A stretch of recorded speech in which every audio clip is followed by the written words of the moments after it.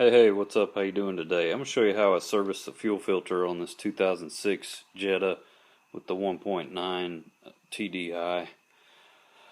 You're supposed to do it every 20,000 miles. I think this one got neglected for a little while because it wasn't wanting to start too great for a little while, a few hours. But don't be afraid to do this yourself. It's easy, a little messy, but it's really pretty straightforward. Only tools you need are a T30 Torx or star bit. I got that screwdriver. You might want to have a 1/4 inch or 3/8 ratchet to drive these stuff if the screws are stubborn. You need a couple of good sized flatheads for prying the top off and the cartridge filter, and a small bottle of preferably fresh fuel, but anything's better than nothing when you need to prime it, but that's no big deal. So just take these suckers off. Let's see what else. You might need a couple rubber gloves, maybe a cheap suction device like I've got, somebody gave me. It's got a filter, inline filter on it, and yeah, just take these off. I'm not going to show you the whole process, but I did do a few things different. There's plenty of simple short video clips you can watch to see the whole process, but I did a few things different. I'll show you. But you just take these 5 screws out, pry the top of this can off with your flathead screwdrivers. You probably need a couple. Then you can take the screws out there, and then you can use a bungee strap onto the windshield wipers or whatever and hold this up so it doesn't leak all over the place, and get it out of your way. Then you pry up the filter. Here's, for reference, here's the new filter I used. I got an AutoZone Duralast for about $30. It says, they had to mark on it so it was easier to read with Sharpie, FF888DL.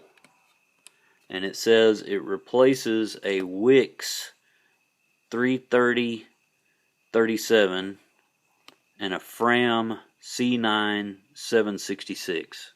So I don't know if that helps or not, but Advance Auto said they had one that was like, they had it for $51, and then they called me back and said they didn't have it in stock. So that wasn't a hard choice. But anyway, here's the old one, and it actually looks better than it did because it's been sitting out for a couple weeks, I guess, and it's dried out some. But you can tell it's in between there. It's very dark. It drying out, it looks a little bit lighter. It looks a little bit better. But compared to the new one's like snow white, you know, fresh. So anyway, you can get under this lip right here with your flatheads, and I think it can go in either way. I'm not sure on this type, but you just pry up with your flatheads and you can pull it out. It's got a big plastic part in the center that's spring loaded, and one thing I did a little different is I added some flat washers. I was going to have split lock and flat washers, but this thing, that center part is spring loaded, so you have to, you know, push down on it pretty hard, and I felt like I was losing. The washers was taking, you know, 1 or 2 too many threads away from me that I needed. I think one of them does still have a split lock washer with the flat washer there. But anyway, washers are important. They help stuff stay snug, and they act like a bearing, and they take some of the punishment instead of this steel can. You also need a 10 millimeter socket. Let's see, there's 1, 2, 3. There's two screws and 1 nut and a stud down there. The heck? Oh, there's still a piece of paper over it. You can see from where I stuck it up in the socket. But when you take the whole can out and clean it real good, this one wasn't that bad. There was nothing floating in the fuel. It was all just stuck to the sides of the can and the bottom.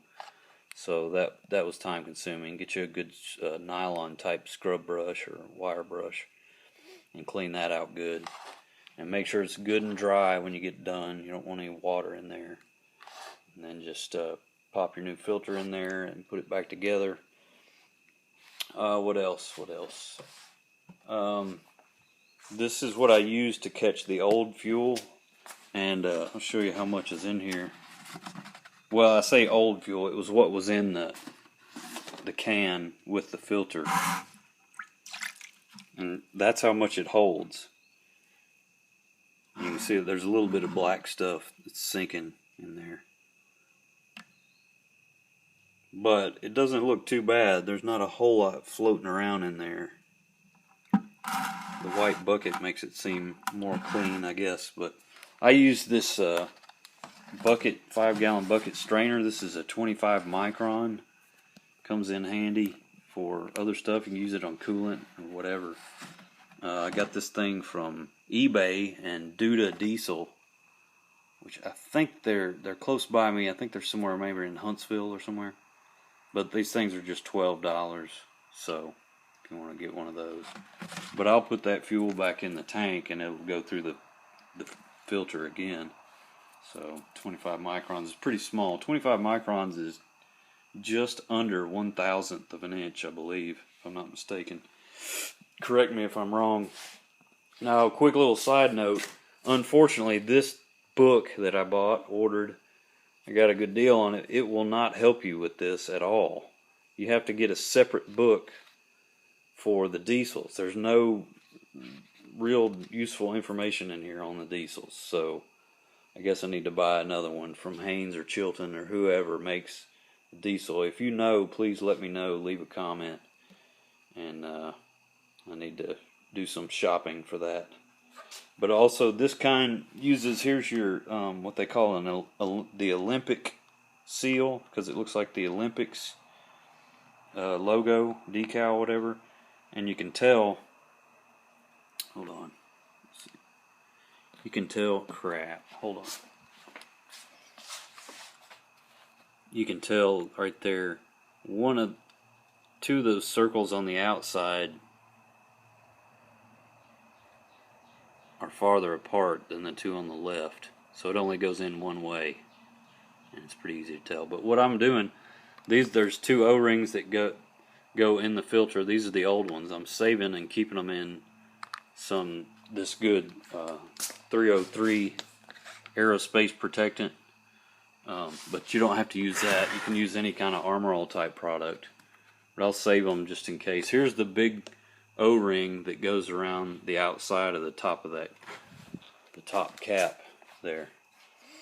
But I'll save it just to have spares, and because if you have to service this so often, it wouldn't be hard to tear one of them, screw it up. But that stuff's good for any kind of rubber, plastic or rubber, so especially good for like serpentine belts and stuff, V-belts, any kind of V-belts. So anyway, I think that's about it. I painted this top because there was a bunch of rust up in there, especially under the hoses. It's hard to get to. So the car is 14 years old now, I think, and so I tried to knock as much of that rust off of there as I could using wire brushes and some Dremel tools with wire wheels and stuff. The pitting was pretty bad, some of it under the hoses there, the hard stuff that's hardest to get to.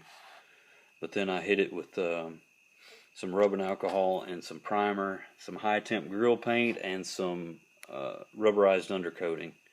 So I'm going to let that dry overnight, at least one night. But I think that's about it, man. Top it all off when you get done. New filter in there, and I turned the key on 3 times, cycled the electric fuel pump on 3 cycles, and it fired right up. So don't be afraid to do it. It's easy, and you're supposed to do it every 20,000 miles anyway, so keep a good record of it. And I believe that's about it. Let's see what's on my jukebox and See if it's the Dusty 7.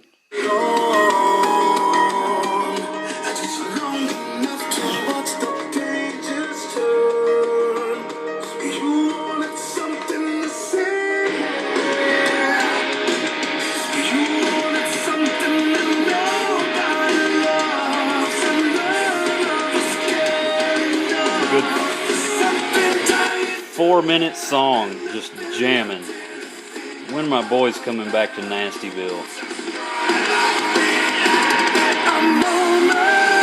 Good drums. Always.